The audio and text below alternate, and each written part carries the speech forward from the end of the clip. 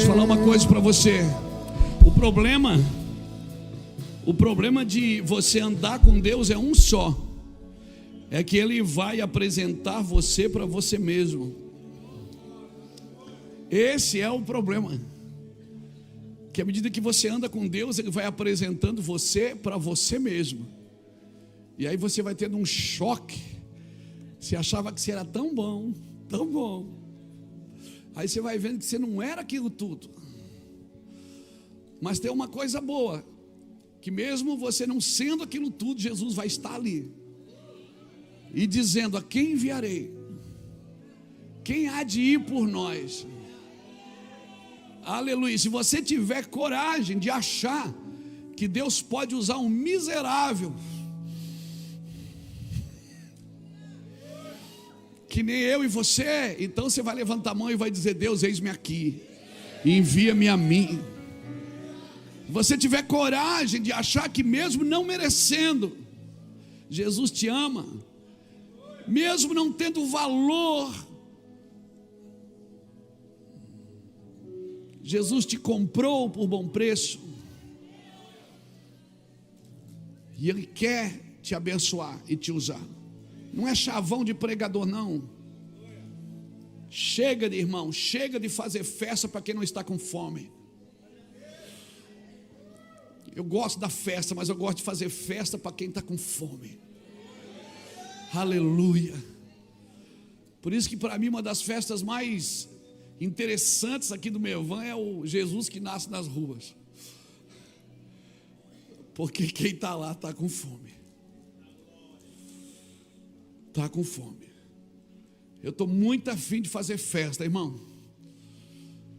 Mas eu quero fazer festa, eu quero gastar meus dias para quem está com fome da sua presença, fome da sua glória, fome daquilo que o Senhor é, desejo de estar com Ele. Aleluia. Chega de festa para quem não tem fome, amém, irmãos? Estou com uma palavra no meu coração. Eu vou dizer, uma das coisas boas que Deus mexeu aqui hoje foi que eu vim com uma palavra. Irmão, eu fico com uma raiva disso. A gente passa a tarde inteira escrevendo uma coisa, quando chega aqui o Senhor diz: não há ferrolho, nem portas. Esses meninos, em vez de cantar voz da verdade, só quem já esteve em casa de recuperação sabe o que voz da verdade significa, irmão. Aquilo que parecia impossível, os galhos secos de uma árvore. Esse não é do voz da verdade, mas está valendo. Só quem trabalha com casa de recuperação sabe o que eu estou dizendo, irmãos. Cara, quando você não tem mais nenhuma animação, não tem nenhuma imagem para você se apoiar, o Espírito Santo vem e te abençoa. Por isso eu quero declarar na sua vida. Levanta a sua mão assim. Eu estou profético hoje, viu, irmão? Se prepara. Eu quero declarar sobre a sua vida a coragem de Josué. Eu quero declarar a estratégia que Deus deu a Davi e vai dar para você. A força de Sansão, mas uma força íntegra. Eu quero declarar a humildade de Jesus sobre você. E o amor de Jesus. A violência nas palavras de João Batista. A perícia de Eliseu. A sabedoria de Salomão e a destreza de Jeú. Eu quero declarar sobre a sua vida. Que o Espírito Santo da profecia, ele impulsione você a alcançar altos níveis de Deus. Eu quero declarar isso sobre a sua vida. E não se assuste, porque os montes e os vales andam sempre juntos. Ora você está no monte, ora você está no vale, e faz parte. Tem dia que está tudo bem, daqui a pouco fica tudo ruim. E tem dia que está tudo ruim, daqui a pouco fica tudo bem. Você precisa saber quem você é em Deus. E hoje eu queria falar para você. Se eu fosse botar um tema nessa mensagem, eu chamava assim: a cura da fé. Da sua fé.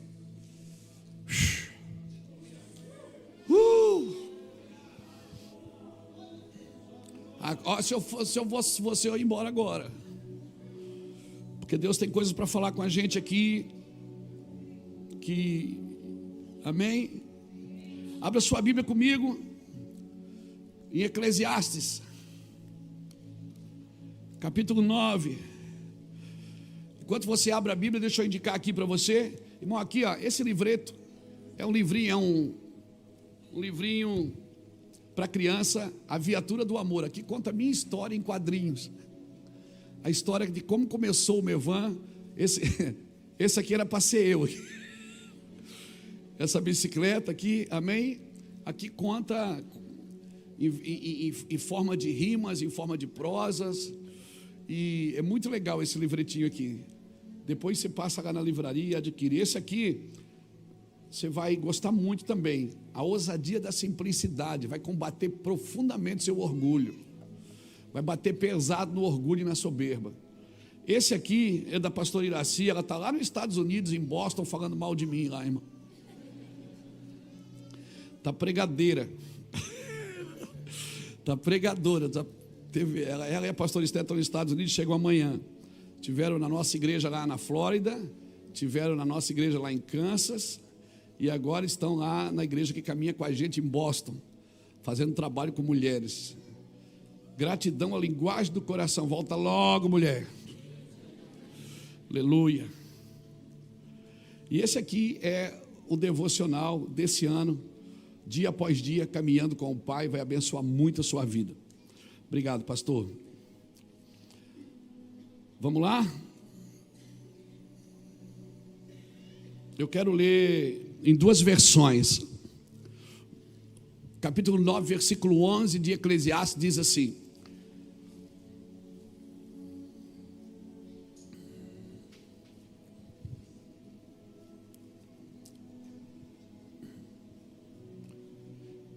vi algo mais debaixo do sol,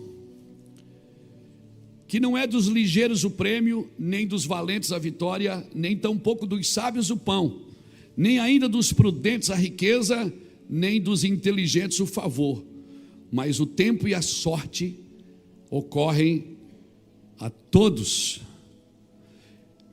E tem outra versão que eu gosto muito, que diz assim: observei outra coisa debaixo do sol, aquele que corre mais rápido nem sempre é o que ganha a corrida, e o guerreiro mais forte nem sempre é o que vence a batalha. Às vezes os sábios passam fome, e os sensatos não enriquecem, e os instruídos não alcançam sucesso. Tudo depende de se estar no lugar certo, na hora certa. Aleluia! Aleluia! Eclesiastes de Salomão. Obrigado, Senhor, pela tua palavra. Irmãos,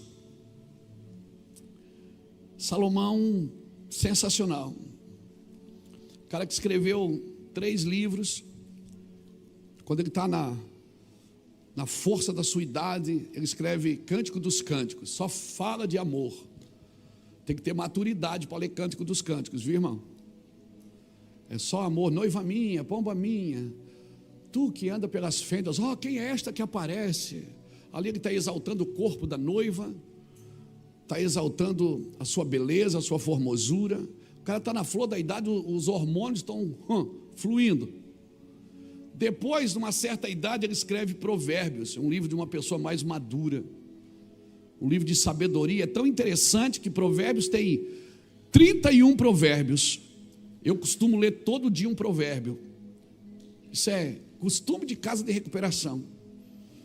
Todo dia a gente lê um provérbio. E um mês que tem 30 dias, a gente lê no dia 30, o 30 e o 31. Amém? E aí, quando chega no final da vida, ele escreve Eclesiastes. E ele começa o primeiro capítulo dizendo assim: eu conheci um homem que aplicou a sua vida a buscar sabedoria e tal, e tal, e tal. Ele está falando dele mesmo, o rei. Irmão, tem muito médio aqui, irmão. Aqui no meu retorno, muito médio. Está me estourando os ouvidos aqui. Eu não dou conta de concentrar, não. Glória a Deus!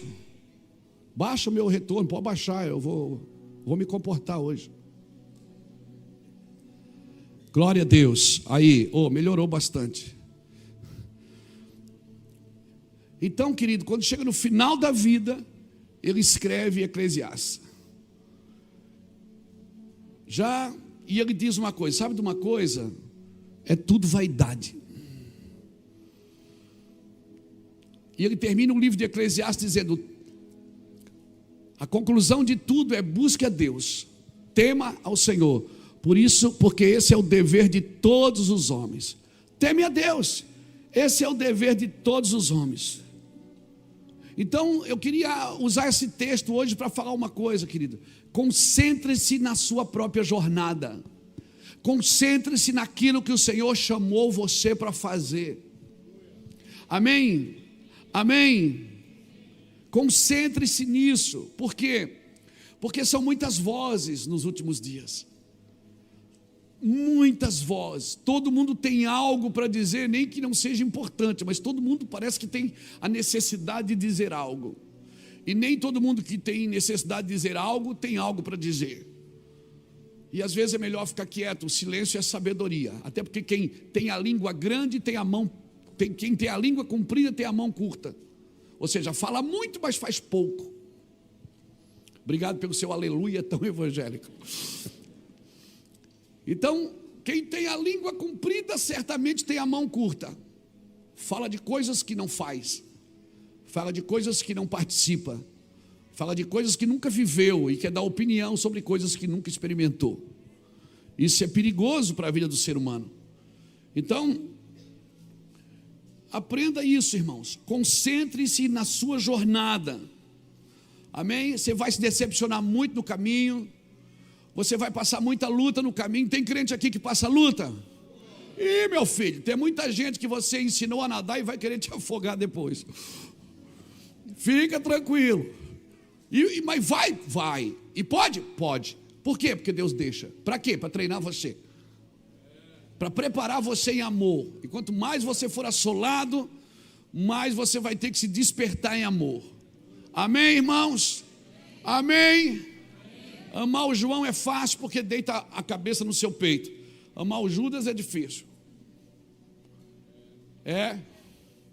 Falei do Judas, você lembrou de alguém agora, não lembrou? Mas isso passa. Então faz isso, meu irmão. Isso é assim mesmo. Às vezes a gente ouve uma música. Beto. A gente põe lá uma música no 3 em 1. Ninguém tem mais 3 em 1, né, irmão? A gente põe uma música lá no som e ouve a música, mas nem prestou atenção, mas está ouvindo a música, gostou da baladinha. Mas o dia que você está mal, você além de ouvir a música, você presta atenção na letra. Presta atenção na letra, porque parece que a letra entrou dentro de você, e você fica, mas eu já ouvi essa música tantas vezes, e ela não falou comigo como está falando hoje. Por quê?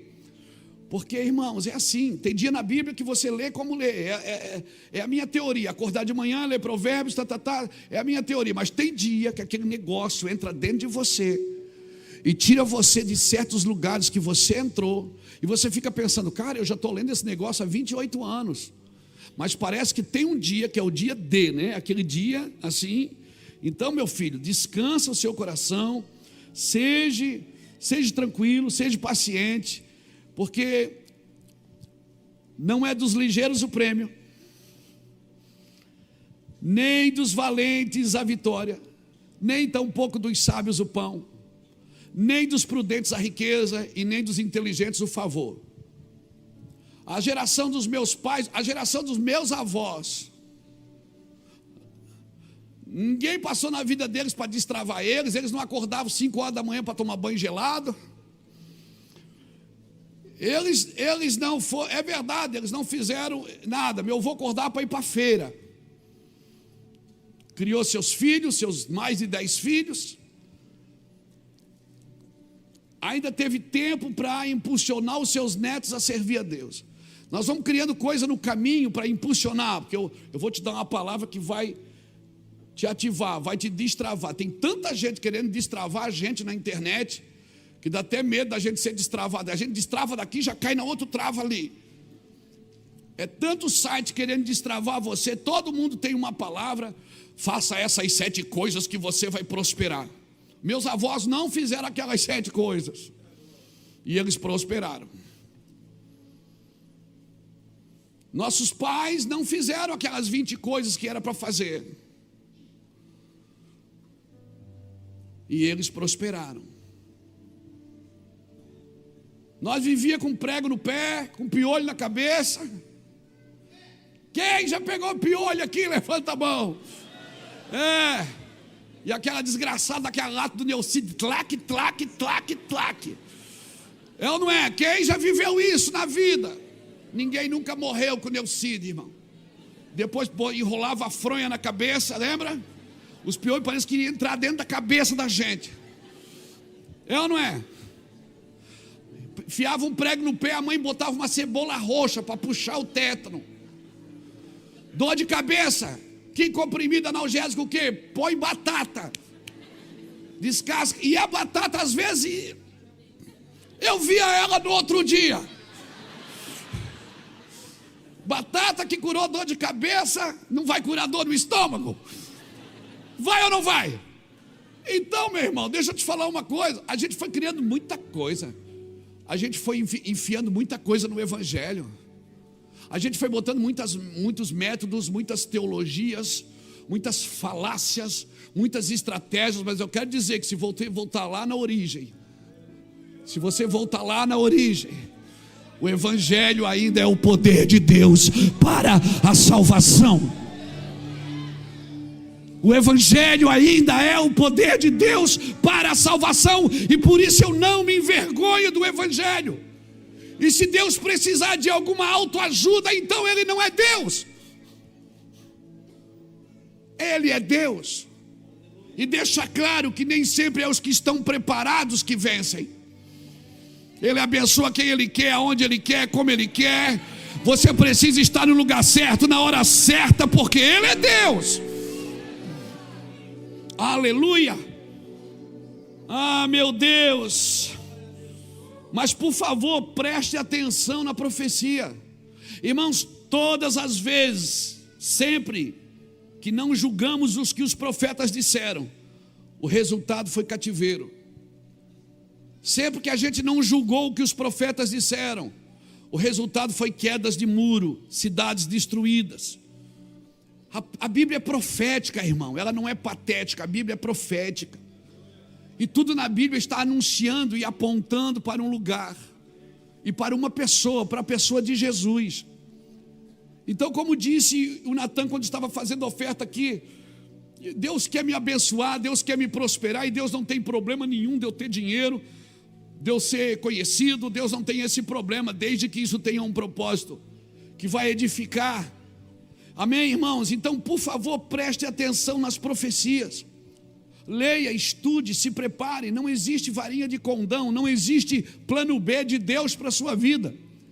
O que existe é um plano A. E quando eu saio do plano A, o que acontece? Deus cria planos adicionais com o único objetivo de te trazer de volta para o plano original. Deus tem um plano original, amém? E eu acredito que nós temos alguns anos para construir algo que não vai dar resultado agora. Evangelho é isso. Nem sempre o que você está construindo vai dar resultado na sua geração. Talvez o que você está fazendo agora nas nações, indo levar comida, abençoando pessoas, plantando igrejas, talvez não é a minha geração que vai colher, a geração dos seus filhos que vão colher isso. Talvez eu estou aqui porque eu fui profetizado um dia. Eu não estou aqui porque eu sou o melhor, não. Eu fui profetizado e por isso eu estou vivendo a profecia que alguém declarou, meus avós declararam, minha família declarou. Então eu acredito que nós temos alguns anos para construir algo que não dará resultado agora. Nós estamos construindo juntos, mas os blocos são separados. E não tem problema nenhum os blocos ser separados. Desde que eu entenda isso, irmãos, não é do ligeiro prêmio. Então para de correr. Desacelera. Quem acelera demais vai ter que frear muito. A vida é uma simetria de equilíbrios. Todos os excessos são perigosos. Excesso de religiosidade é perigoso, assim como o excesso de pecado. Tem pessoas que elas não são pecadoras, mas elas são tão religiosas que elas matam as suas gerações. Não é dos ligeiros o prêmio, nem dos valentes a vitória. Sossega, irmão. Tem gente que entra no carro para dirigir e endemonha na hora. O enxu do trânsito pega ele. O cara é uma benção, ele pegou atrás do volante e já era. Meu irmão, seja paciente no trânsito para não ser paciente no hospital. É, pastor, é. Ainda se tivesse aqui, ela ia dizer, é verdade, apontando para mim assim. Mas ela não está aqui, então eu aproveito, aleluia. Então, nós temos que entender como que nós vamos gerar o que estamos gerando. Porque todo mundo aqui, desde essa criança que está ali deitada, dormindo, da pessoa mais idosa aqui desse templo, das pessoas que estão assistindo na internet, todo mundo está gerando algo. Deus não botou na terra você só para fazer peso, você não é a matéria só para fazer peso. Não, Deus colocou algo em você, tem um gene em você que vai dar continuidade. Agora você decide, irmãos. Sabe, às vezes eu vejo uma mulher grávida, eu fico pensando, como que essa criança vai nascer, de parto normal ou de cesárea? Por quê? O parto normal, ele gera dor na hora, a mulher grita e se acaba. Mas daqui a pouco, no outro dia, sai ela e a criança do hospital, ela sai andando do hospital com a criança no colo. A cesárea, ela não sente dor nenhuma. Mas depois você precisa de alguém para cuidar da mãe e do filho. Então, às vezes, nós queremos evitar a dor do momento. A gente quer gerar, mas quer evitar a dor do momento. Não, eu até ganho, mas só se eu não sentir dor. O problema é que você fica doente depois que gera. Pegou isso no seu espírito? Aí depois que nasce o ministério, nasce a carreira, nasce a empresa, aí você não suporta, porque na hora que era para sentir dor, você não sentiu. Então a cesárea, irmão, ela diminui a dor do parto. Mas no outro dia tem 2 doentes em casa. A criança que está ainda de cuidados e a mãe que está de resguardo e que não consegue levantar da cama. Mas ela não teve dor. Uau! Glória a Deus. Então, cara, não tira a dor agora. Se está doendo agora, vai nascer, fica tranquilo. Essa é a diferença. Porque que você gera. E a diferença da igreja que eu vejo de uma mulher grávida, tirando agora parto normal e cesárea, é qual? É que a igreja, ela gera, a mulher grávida, ela gera com alegria e dá à luz com dor. A igreja é o contrário. A noiva do cordeiro, ela gera com dor. Mas quando ela dá luz, ela dá luz com alegria, meu irmão. Então tem muita coisa que está acontecendo na sua vida e você está vendo o ligeiro ganhar o prêmio, o valente a vitória, o sábio o pão, o prudente a riqueza, e você aí chupando o dedo, a coisa não funciona, não vai na sua vida, parece que o seu carro está com o freio de mão puxado, e você está tentando fazer alguma coisa, e você vai acrescentando coisa na sua visão, vai acrescentando coisa naquilo que Deus te falou. Meu irmão, eu passo dias da minha vida tirando coisas desse ministério que não fazem mais parte dos nossos dias. Eu passo dias, horas com os nossos pastores conversantes, não põe isso, não põe aquilo, não põe isso, não põe aquilo, vamos tirar, por quê? Porque nós vamos sentir saudade da inocência. Está todo mundo num frenesi acelerado para prosperar, aleluia. Eu já estive em reuniões de irmãos, eles não congregam aqui, mas são irmãos queridos do Brasil, se reuniram, pastor, nós somos empresários, vem mentorear a gente. Por que você não faz um valor aí, pastor, 50 mil reais por mês, se eu mentoria a gente, eu arrumo 20 empresários para você mentorear. Eu fiz a conta na hora, né, irmão? Eu fiz a conta na hora, Saulo, porque a minha cabeça é muito boa. 50 vezes 2 dá 1.000, tiro o dízimo, sobra 900. Rapaz, 900 por ano, 5 anos. Oh, meu Deus do céu. Não, irmãos, eu não sou um mentor, eu sou um pastor. Eu fui chamado para pastorear pessoas. Eu acho o trabalho de mentoria importantíssimo. Mas para o empresário que está lá na empresa, para alguém que vai lá mentorear ele na sua empresa, nos seus negócios, ensiná-lo a ganhar dinheiro. O meu trabalho não é ensiná-lo a ganhar dinheiro, é cuidar do casamento dele. É ensinar, só cria seu filho assim, faz assim, sabe, é a pessoa, o meu trabalho é com o CPF, não é com o CNPJ. O trabalho do pastor é o CPF, irmão, é o indivíduo, é a vida que está por ali. Porque tem pessoas que só celebram a posição e o dinheiro, mas não celebram a vida que está ali dentro. Tem uma vida ali dentro, meu irmão. Sabe, tem uma vida ali dentro. Tem gente que celebra o que eu prego, mas não celebra a minha vida. Tem uma vida aqui dentro. Tem um pai aqui dentro, tem um marido, tem um filho, tem um avô, tem um cidadão. Nós somos bons para celebrar o que as pessoas fazem, mas não quem elas são.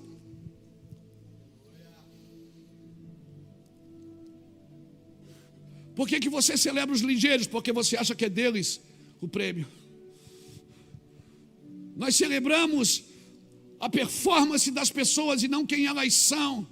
Por isso que as pessoas perguntavam para Jesus: cadê o teu reino? Eles queriam ver o reino para celebrar depois. E Jesus disse: o filho do homem não tem onde reclinar a sua cabeça. Eles queriam ver alguma coisa para poder celebrar. Não, aprenda a celebrar as pessoas na sua semente, não nos seus frutos. Se elas não deram fruto ainda, mas celebra ela na semente. Acredite que aquela pessoa que está ali dentro, ela vai dar um fruto. Mas ele nem é tão ligeiro assim. Então a Bíblia te diz: não é dos ligeiros o prêmio, não é dos valentes a vitória, nem tampouco dos sábios o pão, nem dos prudentes a riqueza. Mas o favor de Deus acontece a todos que o amam. Tem gente que estuda e nunca chegou a lugar nenhum, nunca aprendeu nada, nunca entrou no coração de Deus, nunca deu um cheiro nele, nunca passou uma noite dizendo: eu lhe amo, Jesus. Eu sei tudo sobre o Senhor, eu sei o que o Senhor é em Gênesis, eu sei o que o Senhor é em Êxodo, eu sei o que o Senhor é em Levítico, eu sei tudo sobre o Senhor, eu sei geograficamente onde o Senhor nasceu, historicamente onde o Senhor viveu, mas eu não sei quem é o Senhor. Por que você acha que Paulo matava crente, irmão? Porque ele achava que estava fazendo algo bom para o Senhor. Por que as pessoas estão se matando lá? Por causa de um Deus. As guerras sempre foram religiosas. Todo mundo quer defender o seu Deus. Mas ele não precisa de defesa, porque senão ele não seria Deus. Então, por favor, irmãos, entendam o que eu estou te dizendo aqui. Nem sempre os instruídos alcançam sucesso, nem sempre os sensatos se enriquecem, nem os sábios passam fome. Eu conheço pessoas que são PhD, que têm doutorado, que têm pós-graduação e estão desempregadas, passando necessidades. Porque o que faz a diferença toda é a bênção de Deus. Não é o que você faz, é quem você é. Por isso você vai ver gente empobrecendo trabalhando com ouro e gente enriquecendo trabalhando com lixo. Tem gente que está trabalhando com lixo e está enriquecendo. Está juntando papelão na rua, está vendendo latinha, vai para as festas e ajunta as latinhas e está enriquecendo. E tem gente trabalhando com ouro que está empobrecendo. Por quê? Porque o favor de Deus não está nas coisas, está em você. Está em quem você é. Mas se você é um abençoado de Deus, a gente aprendeu desde criancinha: tudo aquilo que eu toco, abençoado será. As minhas mãos estão cheias da sua bênção. Tudo aquilo que eu toco, abençoado será. As pessoas que eu toco, os lugares que eu toco, as cidades que eu entro, oh meu Deus, tudo aquilo que eu toco, Deus não abençoa coisas, Deus abençoa pessoas. E se você faz as coisas bem feitas, elas vão ser abençoadas por sua causa. Por sua causa. Ah, meu irmão, o favor acontece a todos. todos têm o favor de Deus, basta estar no lugar certo. Pastor, mas eu oro. Ei, escute, não confunda lugar secreto com lugar de fuga. Às vezes você faz o lugar secreto um lugar de fuga. Como isso, pastor? Jonas no porão do navio estava onde? Era um lugar de fuga. Mas no ventre do peixe ele estava no quê? No lugar secreto. Porque o lugar de fuga é você que corre para lá. No lugar secreto é Deus quem te leva. É Deus que te leva e diz assim: fica aqui comigo, sai daqui, deixa eu te falar algumas coisas. Tem muita gente que corre para o lugar de oração como um lugar de fuga. Não, querido. É Deus quem te leva para lá. O lugar secreto é Deus quem te chama para estar. Elias na caverna, ele estava onde? No lugar de fuga. Mas quando ele estava no ribeiro de Querite, que botava a mesa, o corvo vinha trazer a picanha. O corvo tem picanha. Elias na caverna, ele estava no lugar de fuga. Mas no ribeiro de Querite, ele estava no lugar secreto. Sabe de uma coisa? Convicção você não ensina para ninguém. Ou a pessoa tem ou ela não tem. Você não ensina convicção. Mas eu tenho convicção. Então você influencia os outros com a sua convicção. Mas não tente ensinar convicção para os outros. Não tente dar para os outros. Eu vou te ensinar a ser convicto. Não, você não consegue. O que você pode fazer, o máximo que você pode fazer, é convencer a pessoa através das suas convicções. Então por isso que homens e mulheres de Deus, eles precisam ser convictos daquilo que são, daquilo que têm e daquilo que querem e daquilo que querem fazer. Então, por favor, pastor, mas é difícil, é o que eu mais ouço, irmãos. A gente ouve muitas pessoas e às vezes, irmãos, é só um paranhozinho que tem ali no fio. Está tudo certo na vida deles, é só um paranhozinho que tem. Então, por favor, não faça da dor um lugar de sofrimento. Dor não é para sofrer, é para superar. O lugar da dor é um lugar de superação, não é para você ficar lambendo a ferida. E já chamada minha dor. A minha dor, a minha enfermidade, a minha dor não é sua. Não faça desse lugar um lugar de sofrimento. Esse lugar é um lugar de superação. Nenhum homem, guarde isso. E se puder, escreva. Está com o celular, anota, porque isso vai te ajudar. Nenhum homem conhece a glória de Deus sem passar por uma vida de superação. Nenhuma mulher conhece a glória de Deus sem passar por uma vida de superação. Não conhece, você tem que se superar. Mas os meus filhos, eles têm que ver você brigando.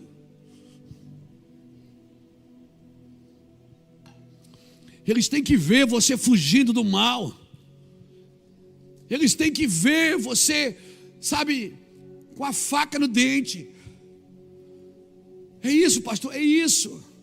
Não adianta você ensinar para eles sobre coragem. Eles têm que ver a sua coragem de continuar.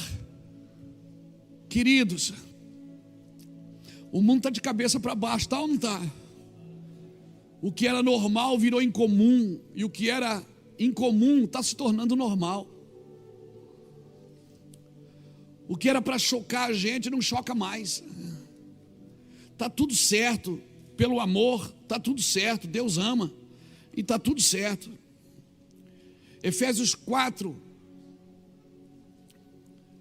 e o versículo 14 tem um texto ali que o Senhor diz assim, ó, para que não sejamos mais meninos, por isso Ele levantou os ministérios, apóstolos, profetas, evangelistas, pastores e mestres, para que não sejamos mais meninos, levado por qualquer vento de doutrina. Está aí? Tá.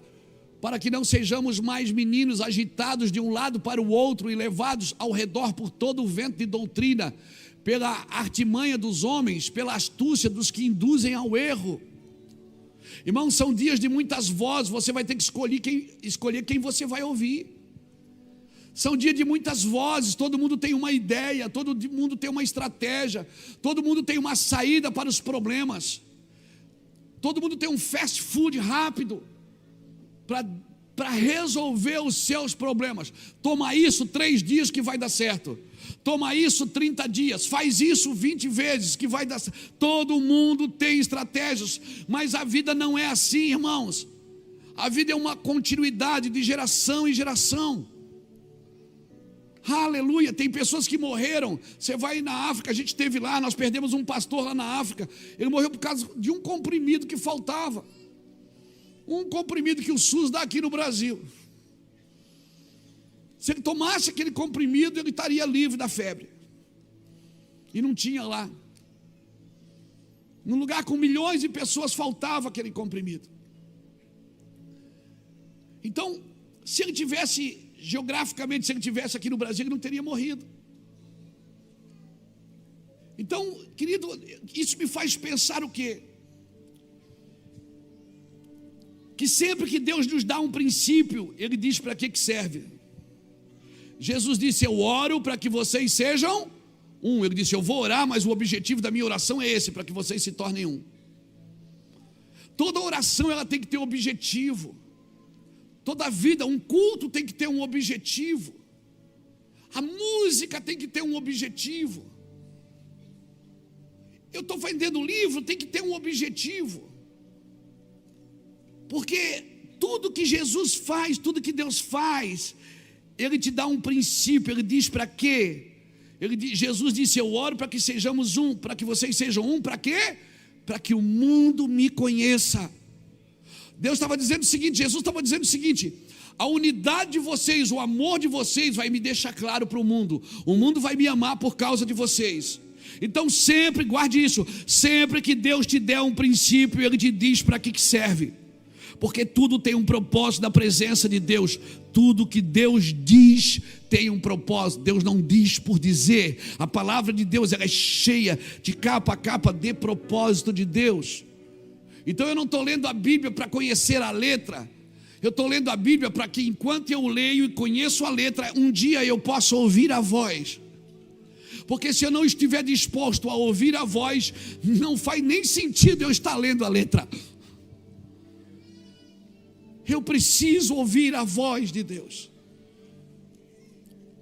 Deus está dizendo: olha, tem coisas que você precisa aprender, Luiz. Tem coisas que eu te chamo para você entender. Para entender isso eu preciso dessa chave. Nós precisamos dessa chave, ouvir a voz de Deus, viver em unidade de fé. Nós precisamos recuperar a verdadeira fé. Cutuca alguém que está do seu lado e diz: nós precisamos recuperar a verdadeira fé. Porque tem fé falsa, tem fé falsa. Se ele busca os verdadeiros adoradores, é porque tem falsos adoradores. E para isso nós precisamos retornar ao pai da fé. Quem é o pai da fé? Abraão. Hoje nós temos fé fantasiosa, nós temos fé de menino, fé mística. Nós temos que voltar às colunas da fé, as colunas que sustentavam a fé de Abraão.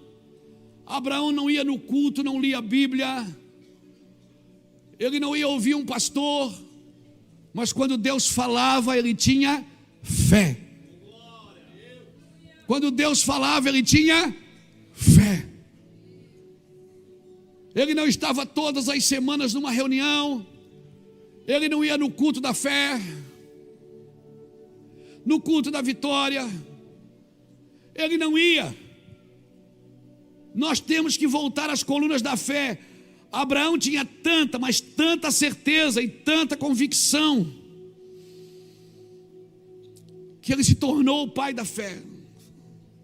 E se você ler Hebreus capítulo 11, versículo 1, você vai ver que fé é a certeza, é a convicção, a certeza do que se espera e a convicção do que há de acontecer. Eu tenho certeza do que eu estou esperando e eu tenho convicção daquilo que eu estou esperando vai acontecer. Eu vou repetir.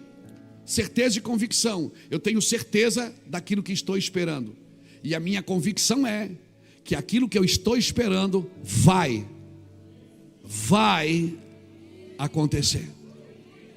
A fé verdadeira, irmãos, ela é alimentada de uma informação prévia. Qual é a certeza da informação prévia que Abraão tinha? Vai para uma terra. Vai para uma terra. Sai e vai. Ele não disse sai daqui e vai para lá. Ele não deu o destino. Ele disse sai de uma terra e eu te mostrarei. Ou seja, enquanto ele não saiu, não aconteceu. Porque os sinais seguem os que creem. Para o sinal seguir, você tem que se movimentar em fé. Mas eu não sou ligeiro, mas você não precisa ser ligeiro, nem muito sábio. Mas eu estudei pouco, você não precisa ser muito instruído. O que é que eu preciso ter? Ter fé. Eu não estou dizendo que a sabedoria não é importante, eu não estou dizendo que a inteligência não é importante, eu não estou dizendo que a perspicácia, que a expertise, que a rapidez, que a velocidade não é importante. Eu estou dizendo que ela não substitui um homem de fé. É isso que eu estou dizendo. Então eu não vou estudar mais, vou sair da faculdade, vou vir para a igreja porque eu quero ter fé. Não. Você precisa ter certeza que aquilo que você está estudando vai acontecer na sua vida. Eu estou dizendo que uma coisa não substitui a outra. Você precisa ter fé para comprar e vender. Você precisa ter fé para abrir uma empresa. Você precisa ter fé para casar. Casamento, todo mundo deu aleluia. Meu irmão, você precisa casar mesmo para ter fé. Aleluia. Abraão, qual era a verdadeira fé que era alimentada em Abraão? Qual era a informação prévia que Abraão tinha? Gálatas capítulo 3, versículo 8. Tendo as escrituras previsto que Deus salvaria também os gentios, pré-anunciou o evangelho a Abraão, dizendo: em ti serão benditas todas as famílias da terra. Sabe o que é pré-anunciou? Ele falou primeiro para Abraão o plano dele antes de Jesus, antes de Davi, antes de Moisés, antes de todo mundo. Ele disse: Abraão, vai sentar e vai acontecer isso, até Jesus, até chegar na igreja do Mevan, até chegar lá nas pessoas que vão estar lá, até chegar depois da nossa geração, até chegar nos nossos filhos. Ele pré-anunciou o evangelho a Abraão, dizendo: em ti serão benditas todas as famílias da terra. A minha pergunta é: Abraão viu todas as famílias da terra se rendendo a Cristo? Não, ele não viu, mas nem tudo que você ouviu que Deus ia fazer na sua vida você vai experimentar. A sua geração, se você fizer as escolhas certas, a sua geração vai viver para colher aquilo que você ouviu um dia. Se prepara, seus netos, seus filhos, seus bisnetos, eles vão viver o que você ouviu um dia. Você pode entender isso? A fé de Abraão, ela tinha uma base sólida. Ele tinha uma palavra de Deus com base no relacionamento com Deus. Não, mas Deus falou comigo. Você tem relacionamento com Deus? Cara, eu não me conformo como pessoas falam que Deus falou com elas, se elas não têm base de relacionamento com Deus. Elas não têm base de relacionamento, não têm amizade, relacionamento. Como que Deus vai falar com você toda hora? É coisa da sua alma, não pode ser de Deus. Porque a palavra de Deus tem que ter base de relacionamento. Para esperar algo, você precisa ter um mínimo de informações do que você está esperando. Por isso que quando Jesus chegou em Jerusalém, que curou aquele cego, e depois no final do capítulo 9 de João, ele abraçou aquele cego se prostrou diante dele, e ele disse: eu vim para aqueles que veem se tornem cegos, e aqueles que não veem passam a ver. Aí tinha os fariseus que disseram: você está chamando a gente de cego? Nós somos filhos de Abraão. Aí ele disse: se vocês fossem cegos não tinha um problema, eu poderia curá-los. O problema é que vocês pensam que veem. O problema não é ser cego, é pensar que vê. Porque é muito melhor tirar uma pessoa da mentira do que uma meia verdade. Por isso que é muito mais fácil tirar uma pessoa do pecado do que da idolatria. É muito mais fácil tirar uma pessoa do pecado do que da idolatria, do que da religião. Por quê? Porque ele faz tudo certo a partir dele, não a partir de Deus. Ele paga todas as suas penitências, faz tudo certinho, tudo arrumadinho, tudo bonitinho. Faz o currículo, está tudo em ordem. Está zerado o cronômetro. Mas com Deus não é assim, a fé em Deus. Não, mas a minha fé é pouca, não existe tamanho de fé. Deus não deu mais fé para ti do que para ela. A fé é como um grão de mostarda que, quando semeado, se torna a maior hortaliça. Ela não é do tamanho de um grão de mostarda. Fé não tem tamanho. Mas por que um tem mais e o outro tem menos? Porque usa mais do que o outro.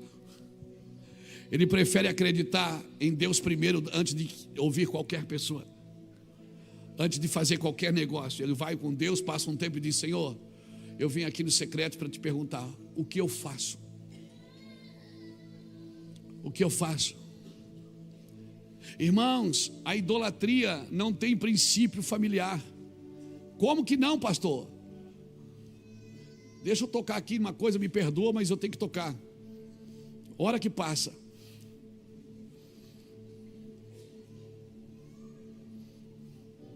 Os sacerdotes da idolatria não têm família.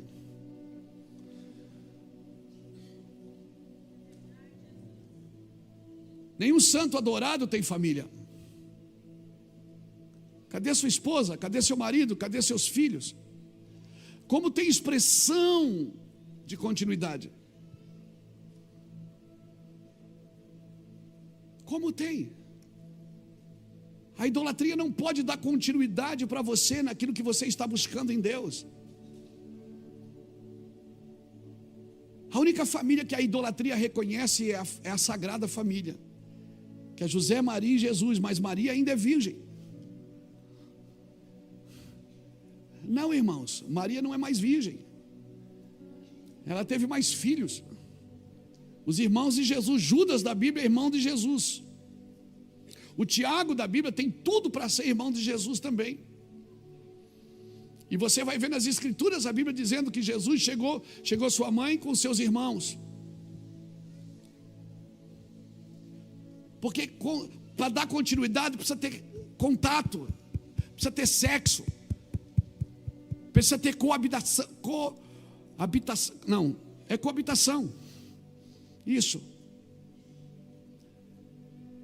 A idolatria não pode dar continuidade, por isso que a idolatria não cumpre o seu propósito na sua vida. Você vai adorar e você vai morrer e não vai dar continuidade. E eu sei que muitos de nós fazíamos isso por amor a Deus. Só que a idolatria não tem família, não dá continuidade. Mas isso é para um outro dia. Irmão, para esperar algo você precisa ter o mínimo de informação do que você está esperando. Precisa ter certeza e convicção, uma informação prévia. Sua fé tem que estar alinhada com a fé da Bíblia. Por isso que Abraão era o pai da fé. Ele é a base da fé na terra. Abraão é a base da fé na terra, é a base da fé na terra. Deus tirou ele de Ur dos Caldeus. O seu pai era idólatra.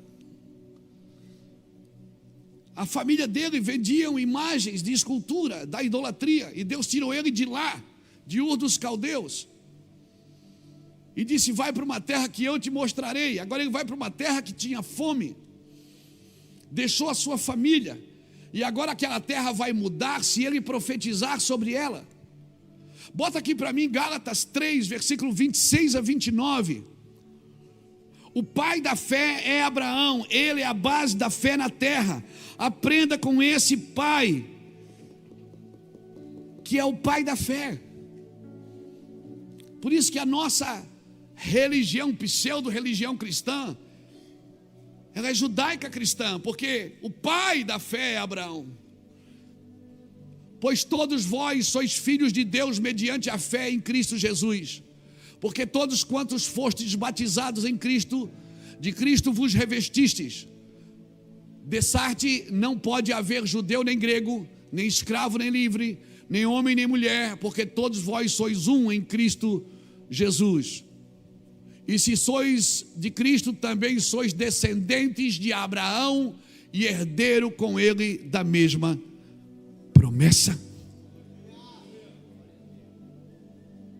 Se não me falha a memória, Abraão foi pai com quantos anos? 100. Então não é dos ligeiros o prêmio.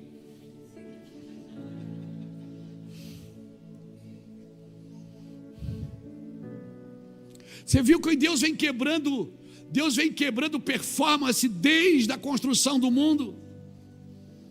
Você vai vendo, veja bem, eu não estou dizendo que você não tem que treinar, se preparar, estudar, ensaiar. Por favor, seja bom naquilo que você faz, seja o melhor nisso. Eu estou dizendo que nada disso que você fizer vai substituir a fé que você precisa ter em Deus. Abraão foi pai aos 100 anos, e depois teve mais um monte de filhos depois de Isaac. Seja bem-vindo ao campo da fé onde Deus governa. Não é dos ligeiros o prêmio, nem dos valentes a vitória, nem tampouco dos sábios o pão, nem dos prudentes a riqueza. O favor de Deus acontece a todos. Eu preciso estar no lugar certo e na hora certa. E qual é o lugar certo para mim estar então, pastor? Está naquilo que Deus me disse. Deus me disse isso, então eu vou ficar aqui. Pastor, mas faz assim. Pastor, faz assado. Pastor, por que o senhor não? Não dá. Não dá para ir fazendo o que Deus disse para não fazer. Por quê? Porque lá na frente eu vou ter que tirar toda essa parafernália, e você também. Não coloca nada entre você e Ele. No final da sua vida, sabe o que vai sobrar? Só você e Ele. Naquele dia que Ele tirar o teu fôlego de vida, só vai sobrar você e Ele. Você pode ter dinheiro a dar com o pau, você pode ser ligeiro, sábio, inteligente.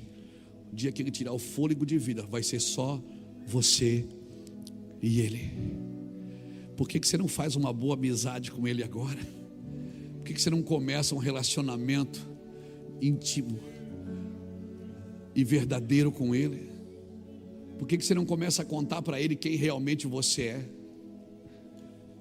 Por que a gente pousa de bacana diante daquele que nós vamos terminar juntos? É só nós dois que vamos terminar. Meu Deus. Em ti serão benditas todas as famílias da terra. Por que Pedro voltou lá para pescar num lugar que ele não pescou a noite inteira? Nada. Por que Pedro voltou a pescar num lugar que ele não pescou nada a noite inteira, gente?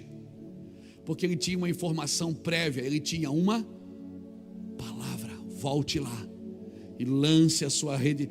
Aí você prefere acreditar na sua experiência. Eu sei fazer, mas Deus está dizendo, você não sabe. Você acha que sabe, mas eu agora tenho uma palavra para te dar. Vai nesse lugar que você pensa que sabe, faz do meu jeito.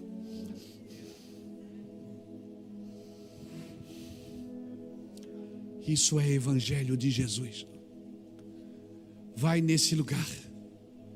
Pedro tinha uma palavra, ele tinha a informação prévia. A palavra sempre é informação prévia.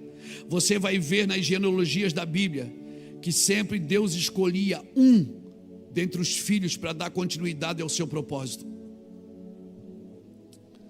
Você vai ver em toda a genealogia bíblica, Deus sempre escolhia um filho. Todos podiam participar, mas Ele sempre escolhia um filho para dar continuidade ao seu propósito. E a pergunta que não quer calar: qual era o critério que Deus usava para isso? Nem sempre estava ligado ao comportamento, mas ao coração. Muitos com o coração correto mas com um comportamento incorreto. Você já viu que a igreja é cheia de gente assim? Gente que tinha um comportamento incorreto, mas tinha um coração bom. E o Senhor diz nessa noite para você: filho meu, dai-me o teu coração. Porque a partir do coração Deus pode instruir e treinar você para aquilo que Ele quer. Mas se você não tem um bom coração, por mais que Deus te ensine, você ainda vai querer fazer do seu jeito. Quem tinha um comportamento pior era Saul ou era Davi? Saul tinha um comportamento muito melhor do que Davi, irmão. Davi era sanguinário. Saul pediu 100 prepúcios, ele trouxe 200. Davi era sanguinário. Davi era zica, mano, como a gente diz aqui. Só que o coração de Davi era bom. Ele tinha um bom coração. Era um homem que compartilhava do que tinha. Era um homem bom, era um homem que amava a Deus. Então, irmãos, guarde o seu coração para viver aquilo que Deus tem para você.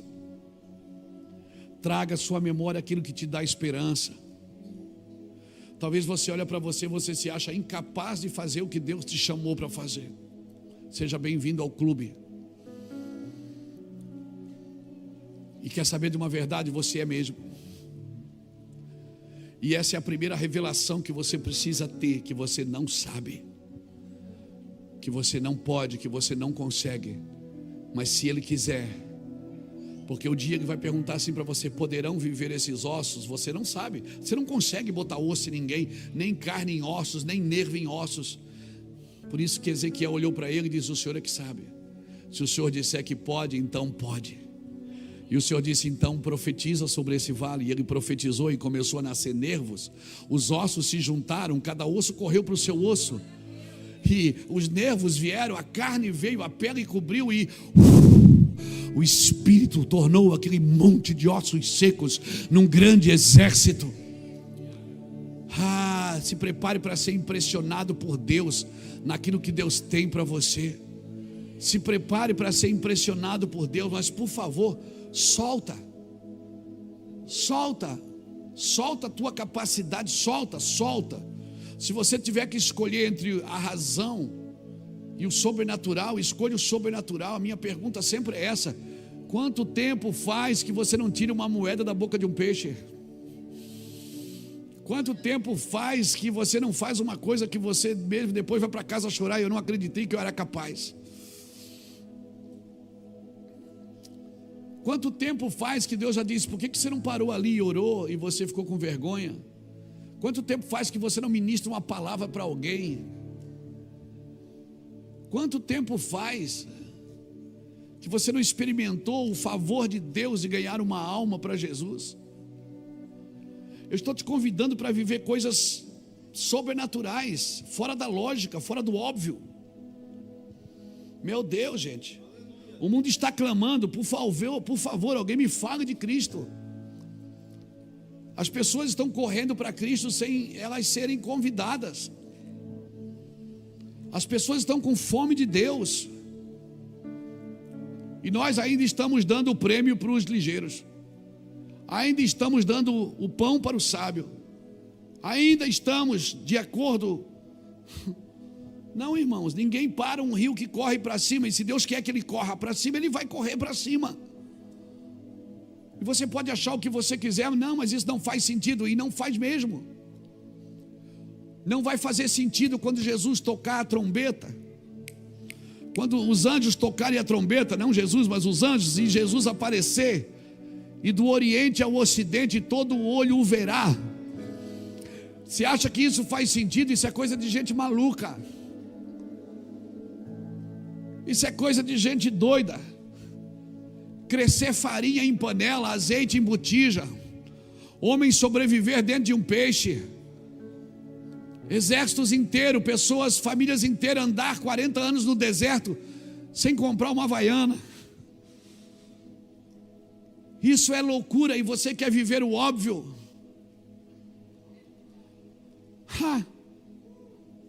Quanto tempo faz que você não chora por pessoas que você não conhece?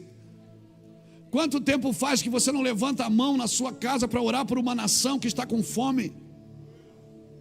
Quanto tempo faz que você não investe em alguém desacreditado da vida? Eu estou te convidando para viver fora da lata, fora da caixa, fora do quadrado, fora do ovo. Mas isso eu não posso fazer por você, porque se você quebra o ovo de fora para dentro, você mata a vida que tem dentro. Você tem que deixar aquele ovo e submeter ele a uma certa temperatura, para que a vida que está ali dentro, quando ela achar que ela tem que sair. Então eu quero dizer que aí dentro tem uma vida que você desconhece, e o meu trabalho é submeter você a essa temperatura. Eu não vou quebrar o ovo de fora para dentro, é você que tem que quebrar de dentro para fora e viver, e não matar o homem que Deus colocou aí dentro. Não o homem que você quer que ele que seja, mas o homem que Deus quer que você seja, a mulher que Deus tem para você. Pastor, ora por mim. Eu oro. Eu posso pôr a mão na sua cabeça e orar, mas eu não posso quebrar nada de fora para dentro. Eu não posso, porque aí dentro tem um tesouro no vaso de barro, para que a excelência do poder seja de Deus. E o problema é que você tirou os olhos do tesouro e colocou os olhos no barro.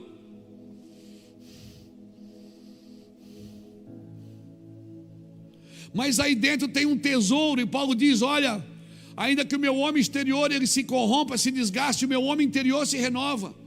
E eu posso ser atribulado aqui fora, mas eu não serei angustiado. Eu serei perseguido, mas não serei abatido. Eu serei perplexo, mas não serei desanimado. Eu vou levar no meu corpo o morrer de Cristo, para que a vida de Cristo também se manifeste na minha carne mortal. Sabe o que Paulo está dizendo? Nada de fora vai mudar em quem eu sou aqui dentro. Paulo, aquele cara que estava matando o crente, achando que estava fazendo um favor para Deus.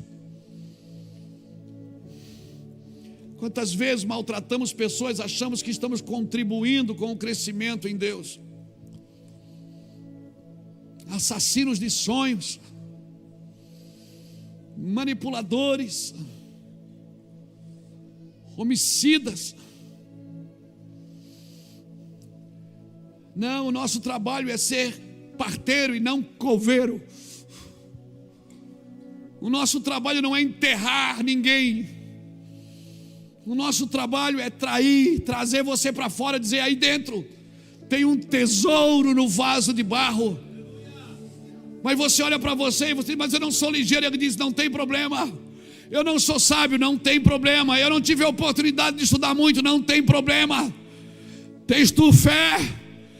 Tem, porque sem ela é impossível agradar a Deus. Mas se tu tens fé, não importa o que tu não tens. Eu vou repetir: se tu tens fé, não importa o que tu não tens.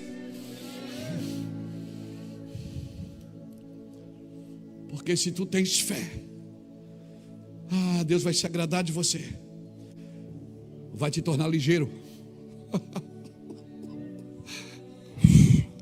vai te tornar sábio, prudente, vai te dar inteligência, expertise. E você vai dizer: cara, eu não aprendi isso com ninguém.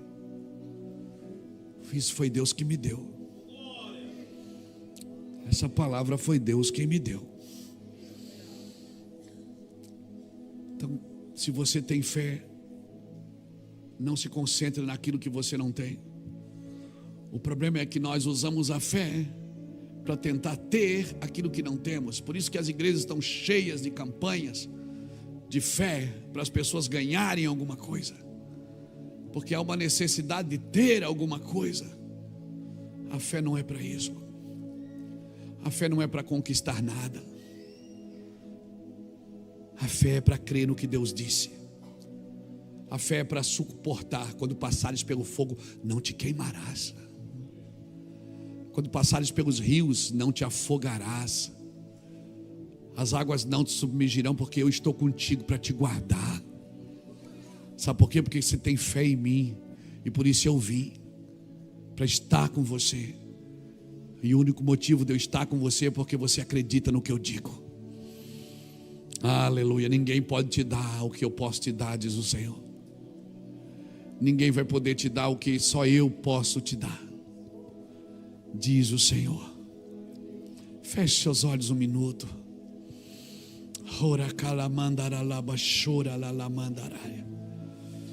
O mundo está clamando. Alguém me fale de Jesus. Alguém me conte as histórias de fé, de homens que morreram por conta da história de fé. E a gente fica dando coisa ungida para as pessoas levar para casa para terem fé. Não, me conte as histórias dos homens que morreram gritando só o Senhor é Deus. Me conte as histórias de fé de homens da Bíblia.